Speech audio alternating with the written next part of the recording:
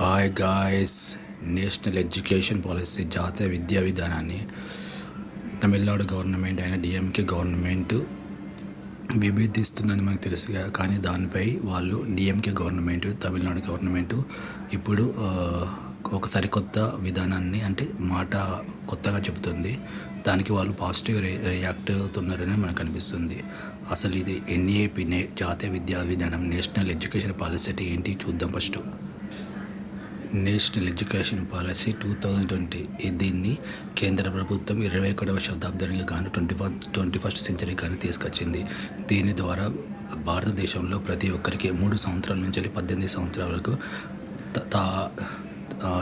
అంటే 3 years నుంచి 18 years వరకు ఎడ్యుకేషన్ అనేది కంపల్సరీ చేసి ఈ విద్యా విధానాన్ని తీసుకొచ్చింది. And 3 to 6 years pre education policy అనేది దీనిలో ఉంది. దీని ద్వారా భారతదేశంలో ప్రతి ఒక్క విద్యార్థికి ఎడ్యుకేషన్ కానీ ఎక్స్ట్రా కరికులర్ యాక్టివిటీస్ కానీ చాలా అన్ని విధాల ఎడ్యుకేషన్ ఉన్నత స్థానంలో బెస్ట్ ఎడ్యుకేషన్ ఇవ్వాలనేది ఈ ఎన్ఈపి యొక్క ముఖ్య ఉద్దేశం. మరి ఎందుకు దీనిలో అన్నిటికంటే ముఖ్య కాంట్రవర్షన్ విధానం 3 language పాలసీ, 3 భాష సూత్రం. అందులో ఆ రాష్ట్రానికి సంబంధించిన ప్రాంతీయ భాష, ఇంగ్లీష్ భాష, ఈ రెండింటికి ఎవరికి ఎలాంటి అభ్యంతరం తెలియదు. కానీ అందరికీ చాలామందికి అభ్యంతరం, ముఖ్యంగా సౌత్ ఇండియా రాష్ట్రాలకు అభ్యంతరం ఉన్న అంశం హిందీ అనేది మ్యాండేట్ చేశారు. సో దానివల్ల కొన్ని రాష్ట్రాలు ఎన్ఈపిని వాళ్ళ రాష్ట్రంలో ఇంప్లిమెంట్ చేయమని చెబుతున్నారు. ఎందుకంటే సౌత్ రాష్ట్రాలలో ఇది హిందీని మ్యాండేట్ చేయడం వల్ల వాళ్ళ ప్రాంతీయ భాష కోల్పోతామని, సో దీన్ని మాపై రుద్దద్దని వాళ్ళు చెబుతున్నారు.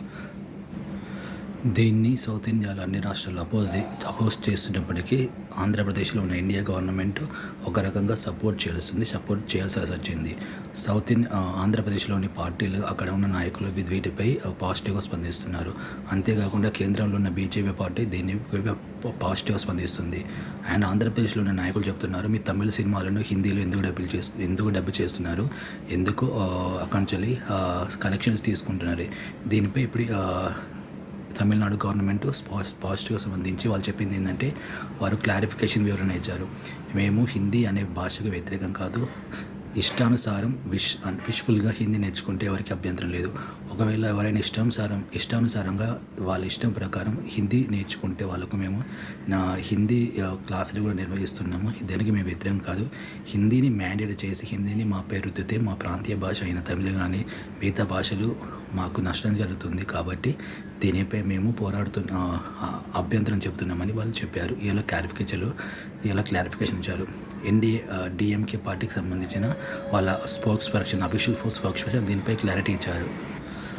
ఎన్ఈపిని సెంట్రల్ గవర్నమెంట్ ప్రవేశపెట్టిన తర్వాత దానికి ఫస్ట్ అభ్యంతరం చెప్పిన రాష్ట్రం తమిళనాడు. అండ్ ఫస్ట్ అభ్యంతరం చెప్పిన వ్యక్తి డిఎంకే స్టాలిన్ గారు చెప్పిన దాని ప్రకారం గతంలో ఉత్తర భారతదేశంలో 15 ప్రాంతీయ లాంగ్వేజ్లు ఉన్నాయి. అవన్నీ ఇప్పుడు కనుమరుగైపోయాయి.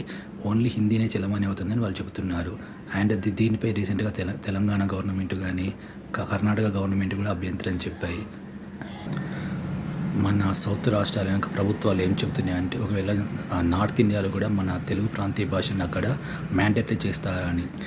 ఈ ఎన్ఈపిని తమిళనాడు గవర్నమెంట్ వ్యతిరేకం చేసడానికి ప్రధానమైన రీజన్, సో తమిళనాడులో నెక్స్ట్ ఇయర్ ఎలక్షన్స్ ఉన్నాయి కాబట్టి ఆ ఎలక్షన్కి ముందుగా 1 year ముందుగానే డిఎంకే గవర్నమెంట్ ఎలక్షన్స్కు ప్రవేశంగా దీన్ని వ్యతిరేకిస్తారని చాలామంది చెబుతున్నారు.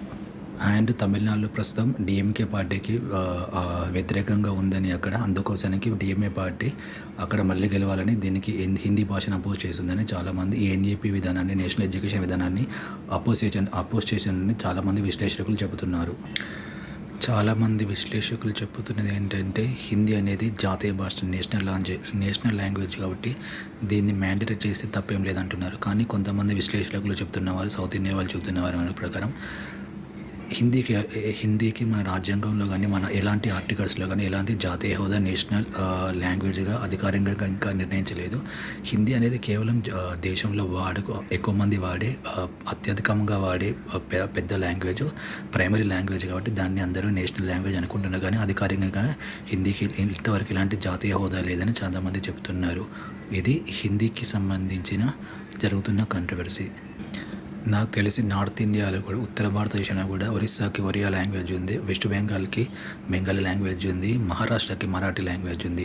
వాళ్ళు కేవలం హిందీ బెల్ట్ అని వెళ్తారు, హిందీ మాట్లాడితే తప్ప వాళ్ళ ప్రాంతీయ లాంగ్వేజ్లు వేరు. ఒక ముఖ్యమంత్రి కూడా వాళ్ళ ప్రాంతీయ లాంగ్వేజ్లలోనే ప్రమాణ స్వీకారం చేస్తారు.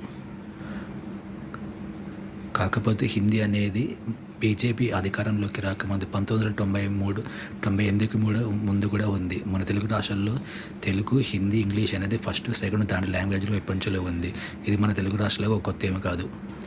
కానీ Tamil Nadu government, DMK government all of సడన్గా నిన్న నుంచి ఈ హిందీకి పాజిటివ్, అంటే హిందీ వాళ్ళ ఇష్టానుసారం నేర్చుకుంటే తప్పు లేదు, కానీ బలవంతంగా కృతే తప్పని కొత్త వాదన తీసుకొస్తుంది.